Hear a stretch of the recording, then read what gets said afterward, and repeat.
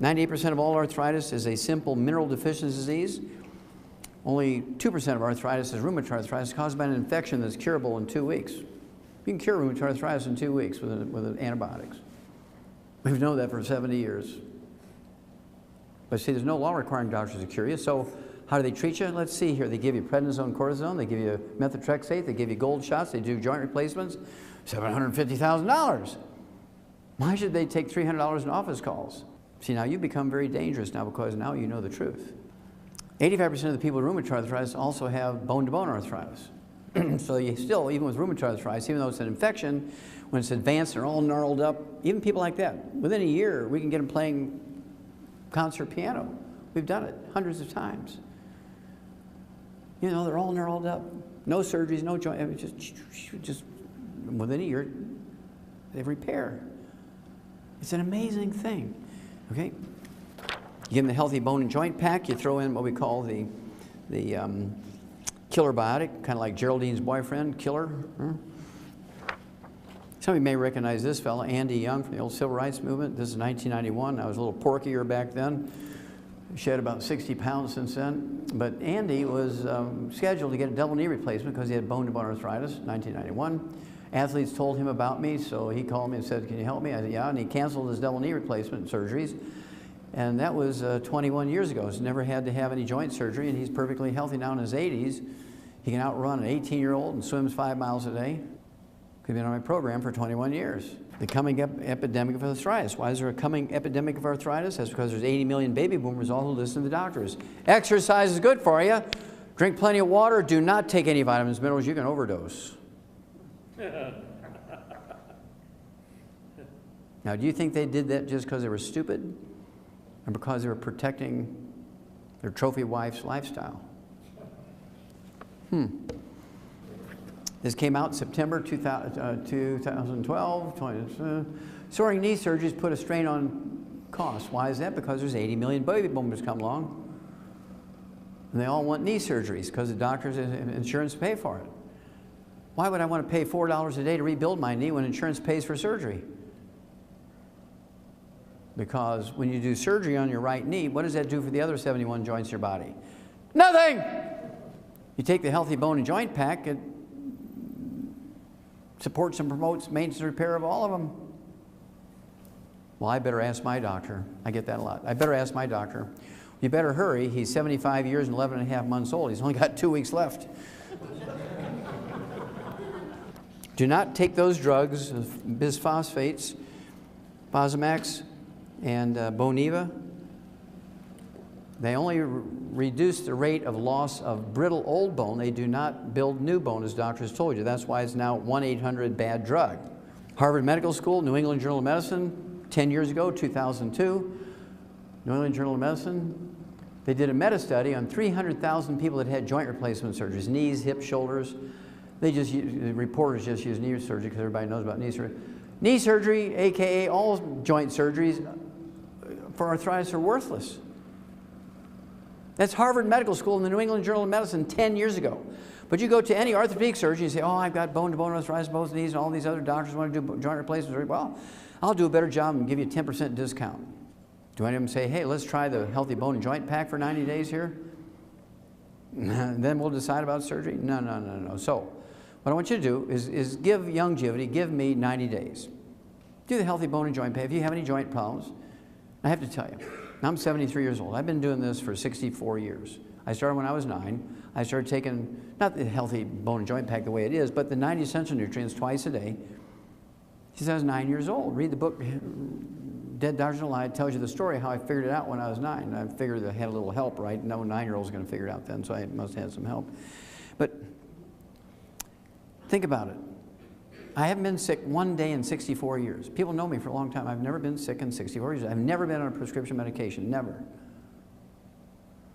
I can still get another 8 hours of lecture on 1 foot if I can balance myself here. I mean, there's not many 73-year-old guys who can do that because they have arthritis and pain in their feet and their backs and all this kind of stuff.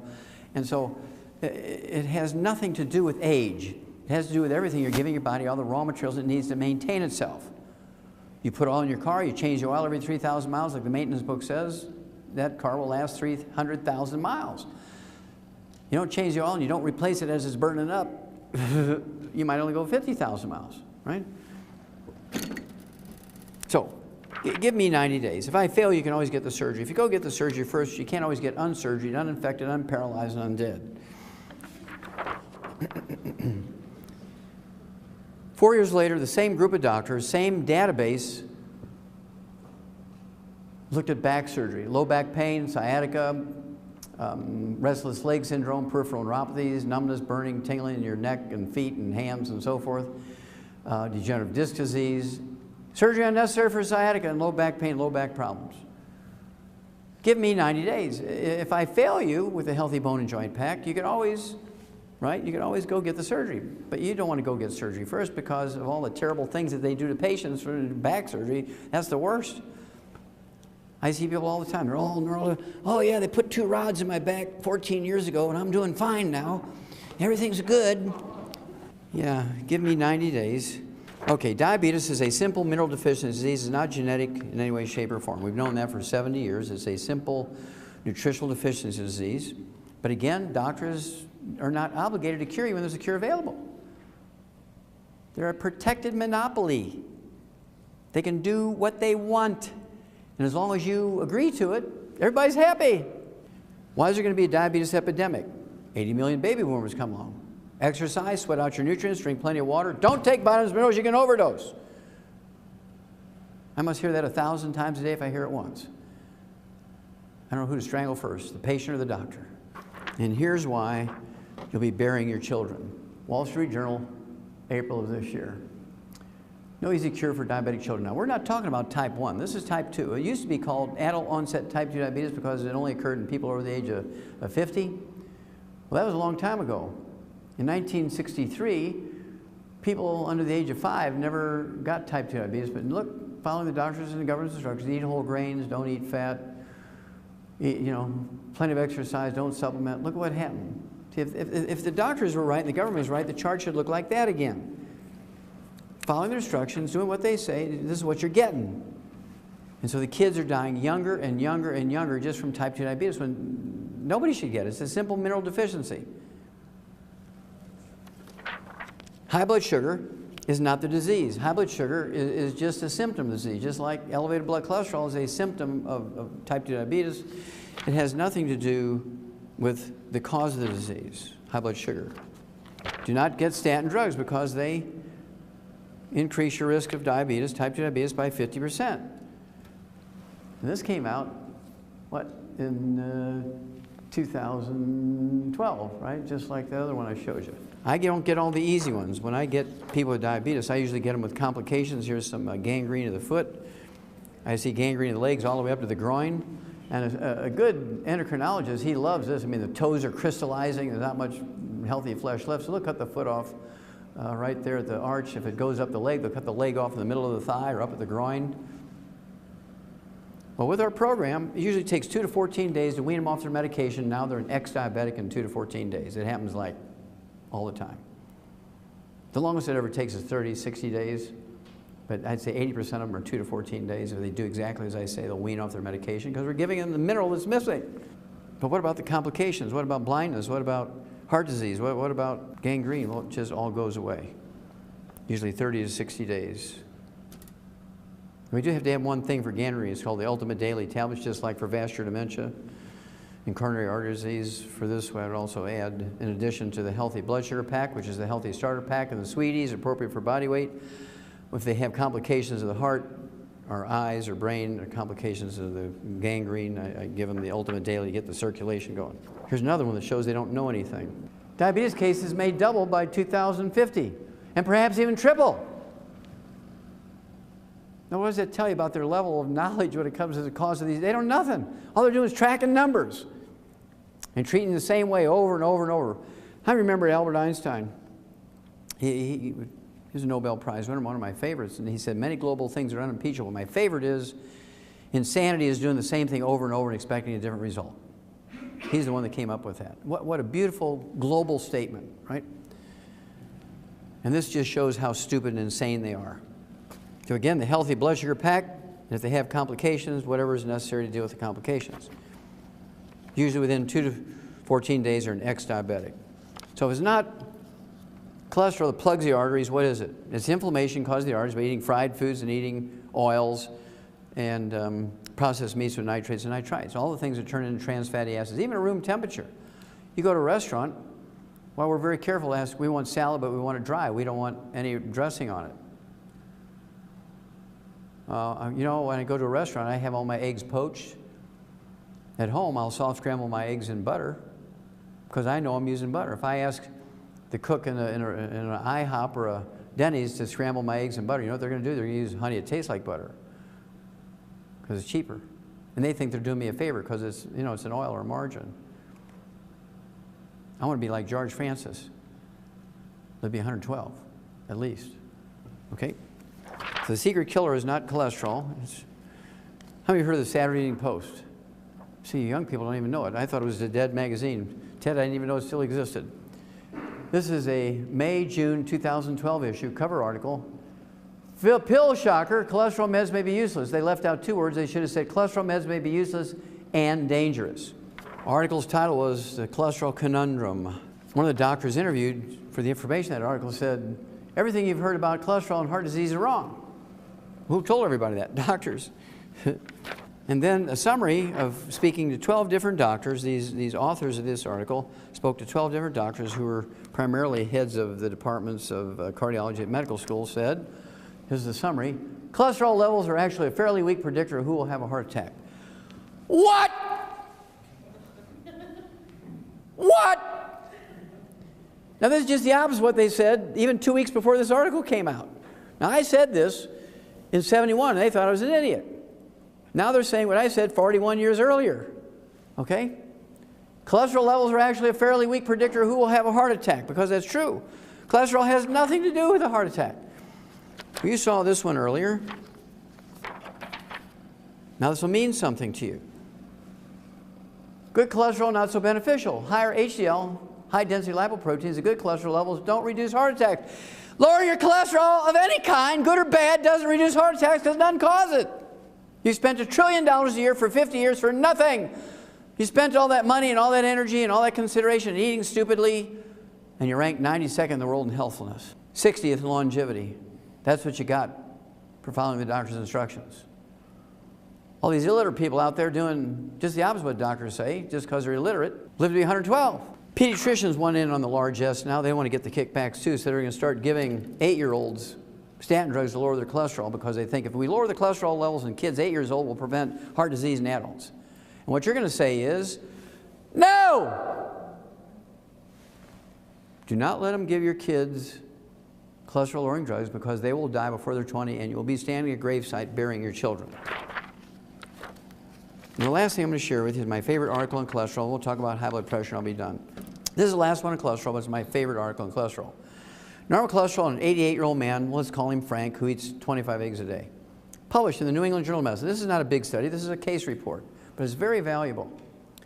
This guy, Frank, goes in 88 years old for his annual physical, and Dr. Kern, who's a clinical doctor in the outpatient clinic at Harvard Medical School, which teaches young doctors how to be doctors, and that's scary. And Dr. Kern comes to Frank and says, look, you're in pretty good shape for 88 years old. Man, we couldn't find anything wrong with you. I'm going to reward you. I'm going to give you a prescription of Viagra.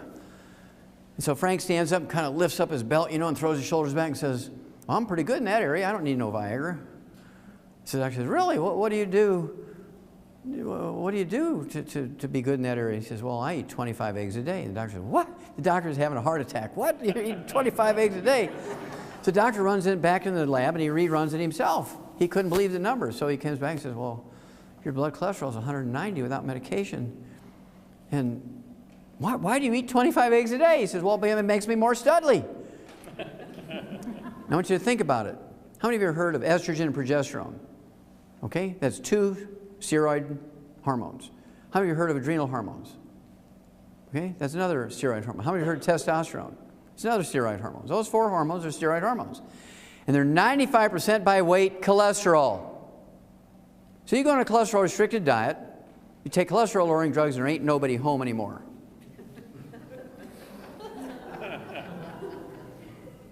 Okay? You have erectile dysfunction. That's why they have so many ads on TV after 10 o'clock at night. There's Bob selling Enzyte.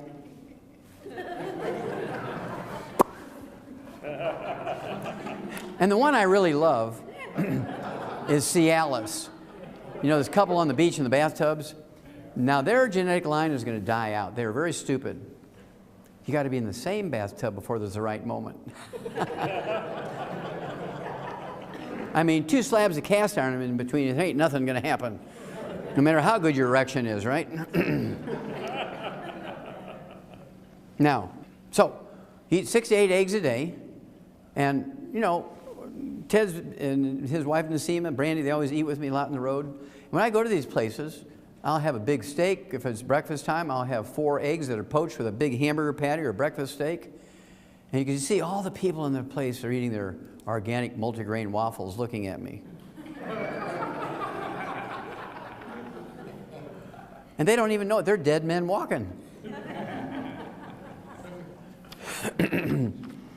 So you take your 90 essential nutrients. We actually have an aphrodisiac called Drive. It's a little capsule, and the main ingredient is an herb in it. It's an Asian herb called Harney goatweed. It's a great little herb called Drive. We add that to our, I'll tell you a couple of other things, a lot of fun. Okay, the stealth killer, high blood pressure, is a simple mineral deficiency. High blood pressure is not genetic in any way, shape, or form. Even in the black community, it's not genetic. Millions don't manage blood pressure. Well, that's because they're treating symptoms. They're not dealing with the cause. Cause is a mineral deficiency. Salt has nothing to do with high blood pressure. What's the first thing a good farmer or rancher puts out for his livestock in the pasture? A salt block or salt lick, right? There's nobody out in that pasture telling a cow she's limited to 1 lick a day, is there? I refuse to believe my human patients are dumber than a cow. Oh, also, if you're biblically orientated, it's kind of fun. God said, go forth and be a salt of the earth, right? I mean, it's in the Bible. And God is forever. Now, doctors say restrict salt and they live to be 56. I'm going with God. Big study. Uh-oh, Houston, we have a problem here. Low sodium intake could be riskier. That's because sodium is an essential nutrient. You cannot have nerve impulses without sodium. You can't move water around in your body without sodium. You can't make stomach acid without chloride. Chloride and sodium are probably the most common of all the mineral cofactors necessary for enzymes and genes to work. Uh-oh, Houston, we have a problem. Now, while this study was designed to deal with high blood pressure in the black community, because doctors convinced the black community that high blood pressure is genetic in them, this also is true for whites and blacks and yellows and reds and oranges and everybody, right? What they did was go from Loyola University in Chicago and Oxford University in London to Nigeria. They wanted to go up in the mountains of Nigeria and find some tribal guys that had normal blood pressure. They could take their blood samples and they make a vaccine come back, genetically engineered thing, injected in every black man, woman, and child, and get rid of their high blood pressure that way. Well, they get out to Nigeria from Oxford University and Loyola University, and they find out that only 7% of the people living in the tribal areas of Nigeria have high blood pressure. 93% are normal. That freaked them out. So they go back to London, they go back to Chicago, and they start doing DNA tests looking for gene pools of people whose ancestors had originated from West Africa during the slave trading days in the 1600s, 1700s. They found lots of them. They started just simply screening by doing blood pressure. They found out that the people with the same genetic pool as from West Africa, as the West Africans, 33% high blood pressure. So you know immediately it's not genetic because your position on Earth doesn't dictate or change how a genetic disease will manifest itself. If you have genetic disease here, you know, in Minneapolis, you're going to have it in London, you're going to have it in Cape Town, South Africa, you're going to have it in Auckland, New Zealand. It doesn't matter where you're on Earth, the genetic disease can be the same. So when there's a 5 times difference here between where you live, you know it's not genetic. Well, they didn't like that. So they gathered up more blood samples from Nigeria, more blood samples from all over the world, from people who had originated from Nigeria, their ancestors, during the slave trading days. And they got in the geneticists, and they got in the cardiologists, and the blood pressure people, and all this stuff, and they studied for 6 years.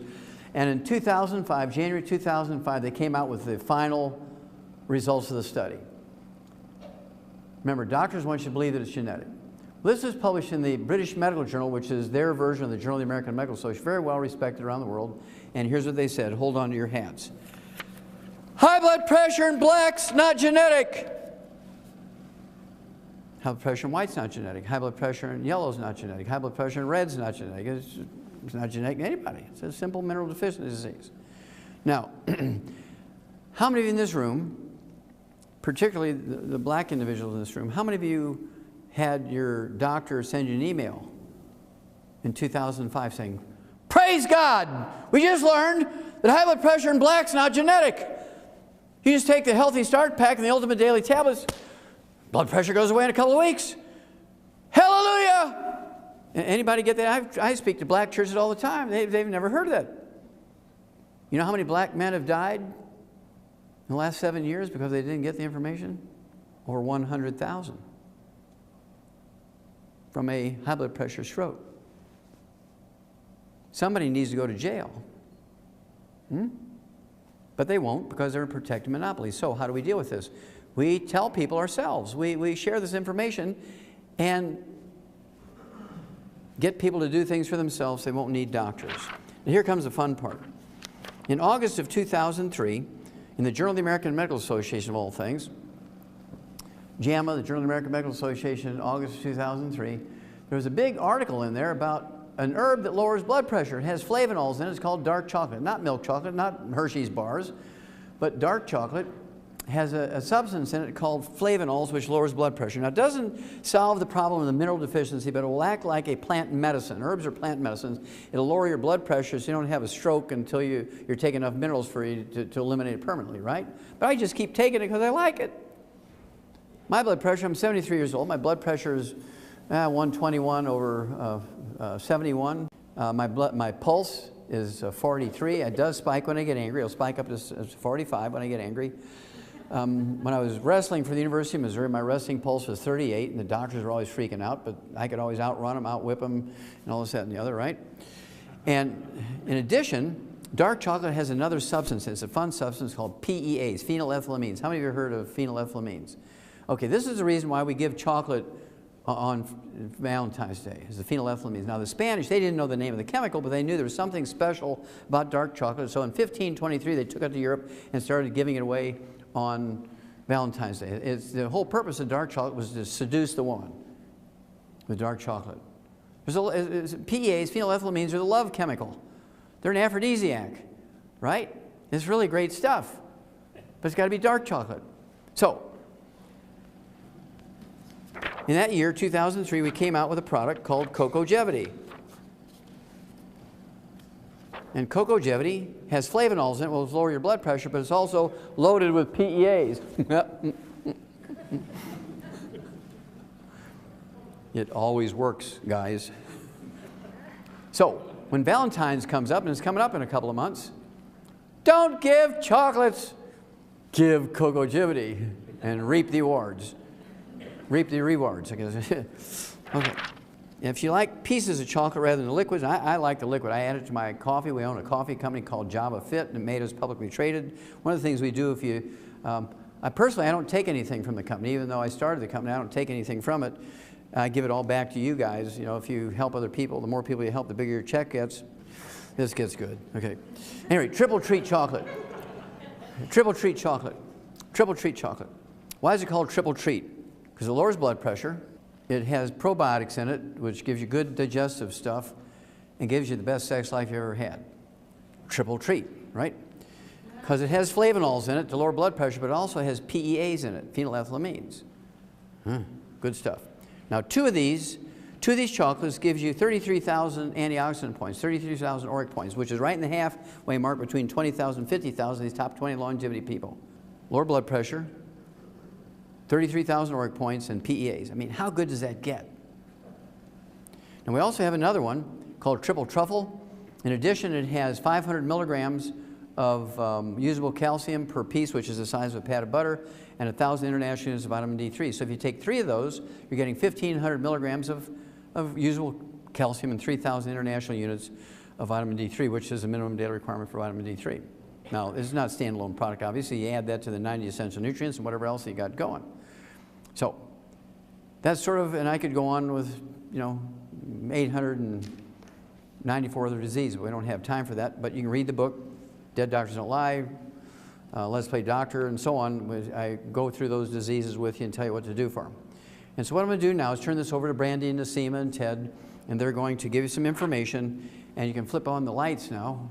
All the lights can go up, and I will then answer questions for you for about, I don't know, half hour, 45 minutes, and we'll have a lot of fun and save a lot of people. Okay, thank you very much.